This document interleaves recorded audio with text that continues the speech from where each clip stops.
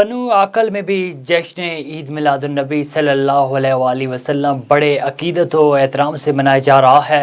12 रबीउल अव्वल का मरकजी जुलूस गौसिया मस्जिद से बरामद हुआ, जो अपने रास्तों पर रवान दवा है। फ़ज़ा लब्बैक या रसूल अल्लाह के नारों से गूंज उठी।